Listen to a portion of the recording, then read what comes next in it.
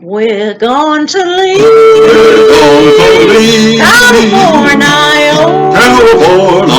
but first we must stop in old Barstow. Stop in old Barstow. Those miles of sand that we've seen before. Even at midday, make us want to snore. It seems a bore,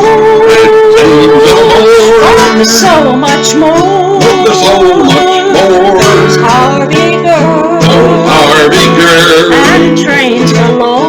Down the Gold Ghost town, built for Knott'sberry, will thrill your heart and bring you glee. We'll get on road to Sculpture Park, down in Yearby, just after dark.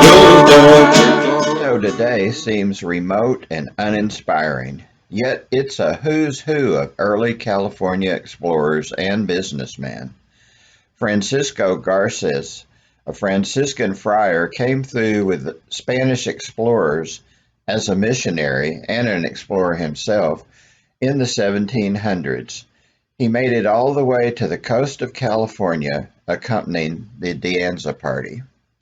One of my all-time favorites, Jedediah Smith, the Bible-carrying mountain man who sewed his own scalp back on after an encounter with a bear, passed through in the 1820s. A redwood park in Northern California is named after him. Kit Carson, John C. Fremont, railroad developer Amy O. Weeks Whipple, General Stephen Watts Kearny of the War with Mexico, and the Mojave Runners are all honored by markers in Barstow. It's hard to picture, but about 3,000 years ago, what is now the Mojave Desert boasted immense lakes, and many Native American tribes had a thriving trade and adequate food. Paiute, Mojave, and Chemehuevi tribes who lived in the desert did not face challenges from settlers and development as early as some tribes, who wanted to live in a place that would seem daunting or useless for farming. But the old Spanish Trail went through as early as 1829, and as early as 1830, though settlers began coming through on an old trail or another, heading for Los Angeles or Salt Lake City. In the winter, when the temperature cooled and rain replenished the grass and the water sources, it was a good time to bring the livestock along. Water used in mining, as well as natural climate change, dried them up with only seasonal moisture, giving us the Mojave Desert and Barstow area as it is today. After 1846, so many Mormons came through that the area became known as part of the Mormon Trail for a while. In the 1860s, after the U.S. had forced Mexico to sell its most flourishing areas to the U.S., and when the Civil War had ended, many people were left looking for new opportunities. Soldiers, both victorious and vanquished, and civilians who had lost land and houses in the war. There was motivation to head for a new place to carry out the American vision of manifest destiny, which had existed since the nation began.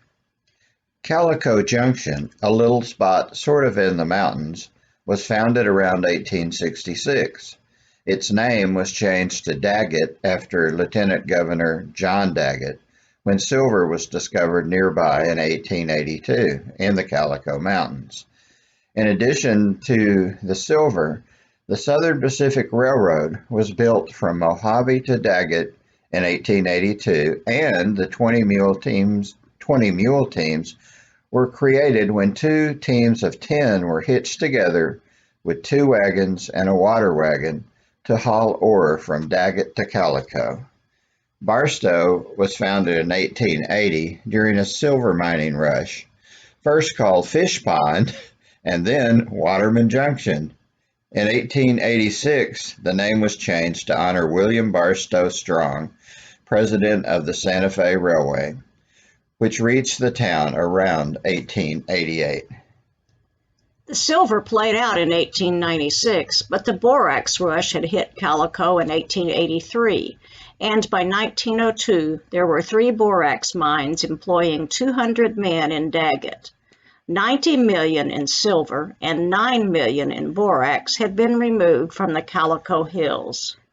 Barstow grew while the other towns diminished, becoming a busy railroad town and a place for immigrants coming in on the U.S. Route 66. Steinbeck's The Grapes of Wrath featured such events. You might remember scenes of the Jodes entering California. Although not famous for its beauty or thrills, all roads lead to Barstow. If you want to go to Las Vegas or east to Arizona or farther west to the California coast. This city has an outlet mall and modern fast food restaurants and has turned repurposed rail cars into Barstow Junction, where you can eat McDonald's hamburgers in an old yellow car, eat ice cream, and choose from a shockingly wide assortment of flavors of beef jerky. Barstow's historic depot was rededicated as the Western American Railroad Museum in 2001. At the same site, you'll find the beautifully restored Harvey House, which opened in 1911 and closed in 1966, and was rededicated in 1990 as a museum. You may remember the chain of restaurants and hotels which awaited travelers at the railroad stops, and the Harvey girls who work there. Educated, down-home young women of good character were recruited in the East, because there was less chance that they would become rowdy drinkers as the male waiters that Harvey originally hired did. Each Harvey house had the same uniform, a ban on makeup, and prim uniforms and hairstyles. A 1946 musical comedy, Harvey Girls, starred Judy Garland, and it included some incredible dancing by Ray Bolger in a much happier mood than he was when he played the Cowardly Lion in The Wizard of Oz. There are modern versions of cars that could ride the tracks, no more men pumping as hard as they can. The bell from the disastrous wreck of Engine 5706 on May 12, 1980. One train crashed into another. The conductor died immediately, and 3 survived with injuries. One of the trains carried flammable materials. It took 45 firefighters 15 hours to deal with the fires. Service was suspended for a day while temporary tracks were laid so trains could start up again, but it greatly reduced speeds, affecting nationwide schedules. And you know that sneaky Ron, got to keep an eye on him. Thought he might have found a bag of leftover silver in the safe that would buy all our gas. I tried to rush over and shove him in and lock the door, but he was too quick for me. Whew. We'll wind down with a few more glimpses of Barstow in older days. Here's the Motel Court. Is that a place for gossips who want to tell more? And a postcard from a guest in 1949 indicating Barstow as one of those stops on the way west. Rosie tells her friend back near South Bend in Mishawaka, Indiana. Here's one for your collection. We're visiting relatives here, leaving for LA today. And then there's a couple of old views of the train station, the Harvey Hotel, Casa del Desierto. A glimpse of time between the old and modern Barstow. John C. Fremont, the Pathfinder, celebrated in many parts of California, but infamous to some of us. A Chemehuevi Indian home from long ago Barstow days. You can see why the terrain was not so appealing to the average settler. And a Paiute basket maker. Well, we've run out of time for showing you modern Barstow, but we made a lot of friends there, and we'll be back before long to show you what you can enjoy there today. See you next time.